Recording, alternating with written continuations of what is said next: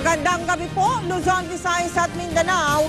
Hindi pa rin kumbinsido ang ilang senador ng negosyanteng si Antonio Chiu, ang may-ari ng ekta-ektaryang lupain sa Rosario, Batangas. Baliwala raw ang isang pahinang Memorandum of Agreement na bitbit ni Chiu na patunay umanong kanya ang ari-arian.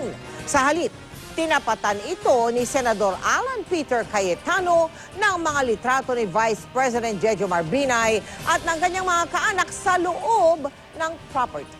Yan ang tinutukan ni Jam Sisante. Ito ang isang pahinang Memorandum of Agreement na ipinresenta ng negosyanteng si Antonio Chiu para raw patunayan na nabili niya ang 145 hektaryang lupain sa Rosario, Batangas mula sa isang Laureano Gregorio. Pirmado raw ni Chiu at ni Gregorio ang MOA kung saan nakasaad na 400 million pesos ang halaga ng property. Nakasaad din dito na dapat sa loob ng 2 taon maibigay ni Gregorio ang lahat ng mga dokumento at titulo sa Sunchamp Real Estate Development Corporation ni Chiu.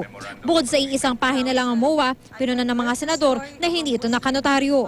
Any lawyer will tell you that if it is not notarized, ang mangyayari lang to, it's only enforceable among the parties. That's the contract that we signed, and we believe that we are legally protected with that contract. Okay. Hindi pa to notarized.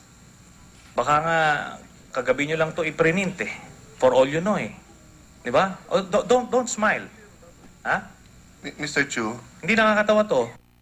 Kaya duda pa raw talaga ang mga senador na si Chiu ang may-ari ng hasyenda. Katunayan, ayon kay Senador Alan Peter Cayetano, ang mga larawang ito mula sa Instagram account ng bunsong anak ni Vice President Jejomar Binay na si Joanna Marie ang umano'y patunay. Kuha raw ang mga larawan sa loob ng tinagurian ni dating Vice Mayor Ernesto Mercado bilang Hacienda Binay. Ikinumpara ang larawan sa mga kuha ng papasukin si Senador Antonio Trillanes IV at mga media noong nakaraang linggo.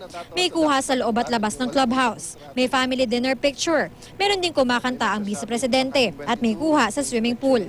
Ito po yung swimming pool, sir. October 22 sa inspection ng Senado. The next one. Tignan nyo po. Sabi niya, our place in Batangas. Kunestyon din ng umano'y palaging pagpunta doon ni Dr. Binay.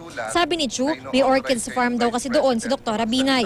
Nalalaman daw niya ang pagbisita doon. Minsan pa nga raw, si Vice President ang napasyal sa lugar. There were instances na nandun si Dr. Binay, Your Honor. Si Doktora lang. Hindi ako aware kung sino ang mga kasama, pero... Sabi niyo, basta't nagpapaalam at kailangan sa iyo mismo. E di Yeah. alam. Yes, E di alam mo dapat. meron naman po siyang kasama na pupunta. O sige, si Vice President mismo. Na-witness ko ng isang beses, Your Honor. Isang beses. Itinanggi na dati pa ni Binay na kanila ang ari-arian. Nagrenta lang daw doon ng babuyan at orchid farm nila. Pero nabenta na lawang babuyan kaya ang orchid farm na lang ang nagrenta sa ngayon. Giit ni Chiu, si Gregorio ang kausap niya ng bilhin ng hasyenda. Ang questionable ayon sa mga senador, bakit ang ilang nagmamay-ari sa ilang lupain sa loob ng property may kaugnayan kay Binay, tulad ng asawa at mga kapatid ng sekretarya ng Vice Presidente na si Ebeng Baloloy, ang dating driver na si Renato Comia, ang councilor ng Makati at alyado nila na si Ferdinand Eusebio, at ang kaibigang si Edgardo Lacson na treasurer ng JC Binay Foundation at Board of Trustee ng Pag-ibig. Ang mga tax declaration daw wala sa pangalan ni Gregorio. Mr. Tony Chiu, you can smile or laugh all you want. But you and I know what happened. Okay? Huwag ka magpa-cute.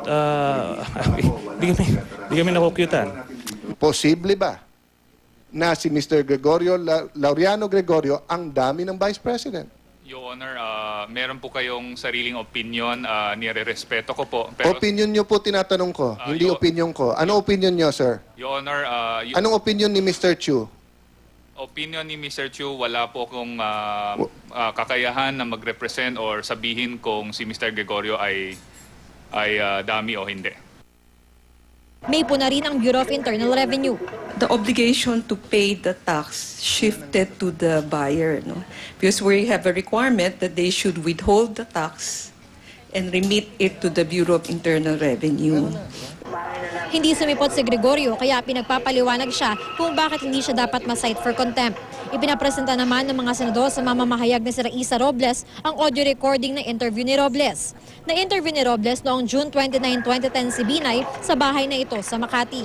Doon sinabi raw ni Binay na minabil siyang higit kumulang 10 hektaryang lupa sa Batangas para sa kanyang babuyan. Kasi mayroon ako yung sa babuyan.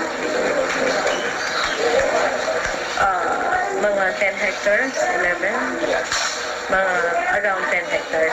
Namana niyo yun. Binili.